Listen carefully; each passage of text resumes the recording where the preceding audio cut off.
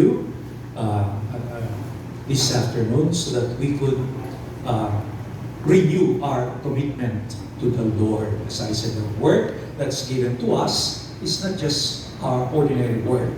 It's the Lord that is given to us by the Lord. So allow me to thank once again si Adidas and Mix for organizing this Mass and his ceremony to commit ourselves. So this morning I was in Antipolo, installation po ng 5th Bishop of the Diocese of Antipolo. I was happy to see Bishop Gabi Reyes because for so many years he was quite sick, but kanina he was well because he still remembered me. Sabi niya, yes, Cubao. So I was happy because I've not seen him for about 5 years, pero nandun, he was there for the installation. And the reason I mention this because yung message po ng nuncio after communion, he thanked, of course, Bishop stood for accepting this new responsibility, this new assignment.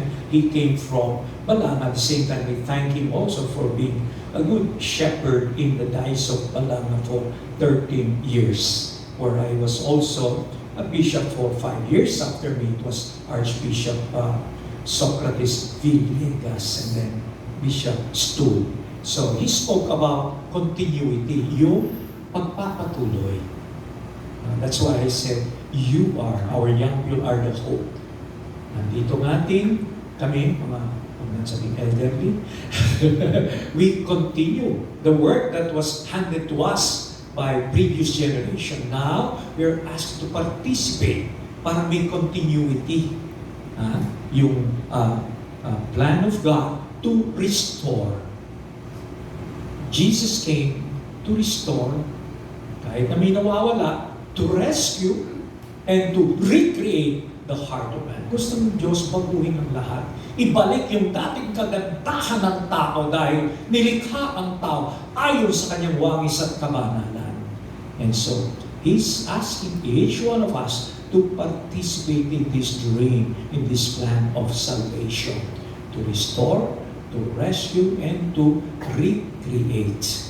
Kaya, during the time of Jesus, although kasi sa Hebrew cultures, malakas yung emphasis on men. And yet, we could see in scriptures how women were part of Jesus' group.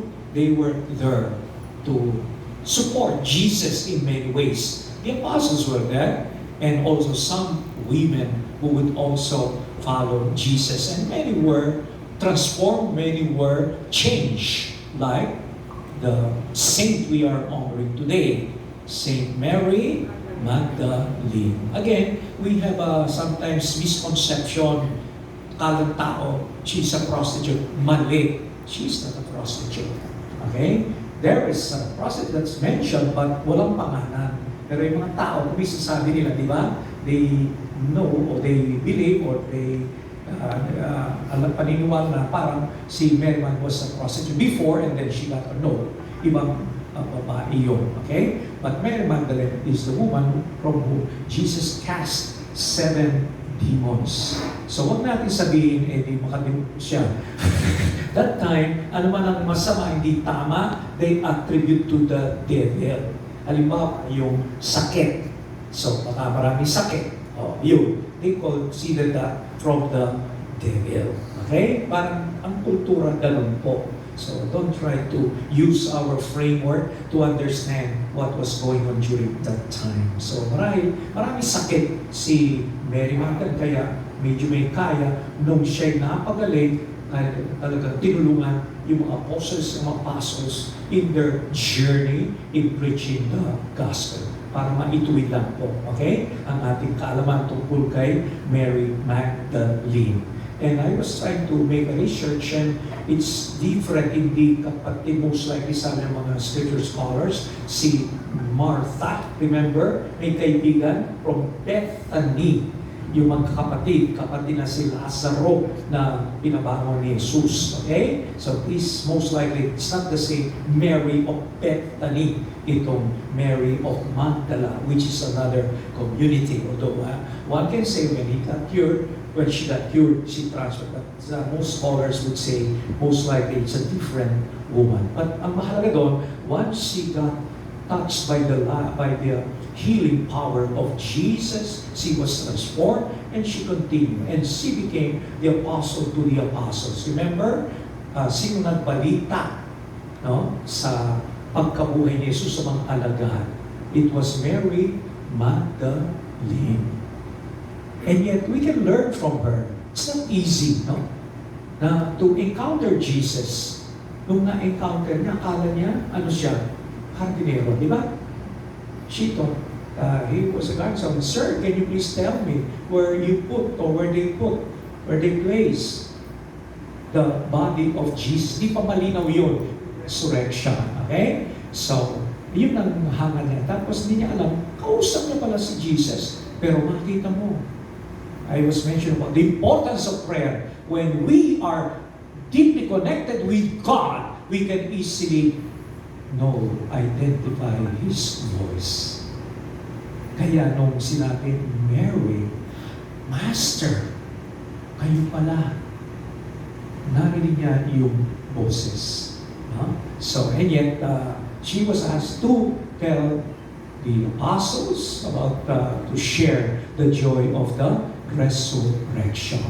So tayo, we meet Jesus in another way. Jesus comes to our life in many ways. Importante, if we have an open, humble, generous heart like Mary, we will always be able to recognize Jesus and follow His ways. Okay? So tungkol lang po yung kay Mary Magdalene, and the message of the nuncio, it has to continue the proclamation of the gospel, the responsibility of sharing the gospel.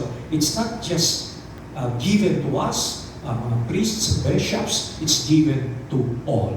And that's what was emphasized in our circles of conversation, discernment, at saka religious conversation. The theme of the synod is communion. We are called to communion, to participate in the restoration of the kingdom, and pangatlo, mission. So we have a mission, whatever your state of life is, whatever your vocation or profession is, you have a mission. Tandaan niyo, yung kalimutan, meron tayong mission sa buhay. And then we remember some important realities, principles, teachings about the kingdom. We heard some parables about the parable of the mustard seed. Napakaliit. Kung hindi kayo nakakita, parang malipas paminta. Yung malaki, yung konting butit, mas maliit pa po yung basagin mo yun. Ganun kaliit yung mustard seed. And yet, once it's planted, it grows. It grows into a big bush wherein the birds of the air can build their nest and take shelter. So, anong pinapaalala sa atin ito? Great things, they start in small things. Naalala ko po, there was a kid, pinauwi ng teacher niya. Uwi ka, hindi ka matuto rito. Mahina, mapuro lang isip mo. So, sinabihan yung kanyang mama, your child, he's just has a very poor intelligence. He can't understand things in the school. So I suggest he should stop going to school. Convince your mother, no, my son is not very poor as far as intelligence. I will teach him. Tinuro ng isang nanay. And you know who is this person? Later on, he was able to invent. Kung meron tayong incandescent bulb, he was the one who invented that. Kung meron tayong tape recorder, camera, yung una, it was Thomas Alva Edison. Kaya nung namatay siya, to honor him, they had 1 minute shut off para to appreciate what he discovered, invented, incandescent bulb. So, pinapaalala po sa atin na big things, they would come in small things. So, huwag tayong mga kagad malaki sa maliit na paraan, magsipag tayo, ano man ang pinagkatiwala sa iyo ng Diyos, talent, we speak about stewardship, being a good steward. We are grateful to God. So, whatever you receive, you have the gift of good voice, leadership, use it to bring other young people, other people close to God. So, lahat tayo ay gagamitin ng Diyos, maging daan, daluyan ng Kanyang pagmamahal. So, nothing is so small, nothing is significant before God. Act of kindness. Kahit na kumisan, nangitian mo lang yung isang tao mula sa kondisyon o marahil nasimula ng araw niya sa hindi tamang paraan, nginti mo lang yan, marahil magliliwanag yung kanyang araw. So a little thing is very precious to the Lord. So the second reading, yung kay reading of Paul to the Romans, napakagandang message to, no? When we realize that we belong to the Lord, we will always do what is pleasing to the Lord. The way we talk, the way we think, the way we plan things. Ano man ang gawin nyo, gawin yung kalugod-lugod.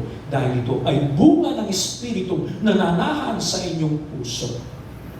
So when we allow the Spirit to take possession of us, we learn how to control our temper. Self-control. Kasi minsan, madaling mainis ang tayo. Minsan, di ba? Madaling magalit. Pero if you are a person of the Spirit will remind you how to pray and how to live. To live in humility, tenderness, meekness, realizing that we are precious gift from God. We are meant to be gifts to other people. So, sana pa rin tayo nag-iisip, God has given us many gifts. Let us not keep them. They are meant to be shared, for that will enrich people's lives, that will reach the world. Excuse me. So, papasalamat po ako sa mga parokya where they have many scholarships. Marami na akong nakausap. Minsan, sa isang fast food, sabi nga, Bishop, ako po ay bunga ng scholarship sa isang parokya. If I was able to graduate from college and learn how to work because I'm a beneficiary of a scholarship sa isang parokya. Okay? So, marami tayo pamamaraan upang makatulong. Especially, we try to thank people from Carmel at Christ the King. Talagang they are all out to support, to finance yung mga poor people. So, ano man yun? Sana gamitin natin sa I have many kwentos yung tungkol sa pagtulong natin sa mga hindi kapos sa kanilang edukasyon pero na tulungan na they are doing great. At ang isa sa mga natutunan po nila, some of them, they give part of their salary or they give to scholarships. Ako'y nabiyan ng Diyos, it's about time that I also share because when people have been generous, I think I should be also generous. Kaya huwag kayong mapagod. When will we start giving? When God stops giving to you. That's when we stop giving. Every day God gives us. Kung saan humihinga tayo, conscious tayo, because God continues to sustain us with His love and mercy. So let's be merciful, loving, forgiving as the Lord is to us. Amen.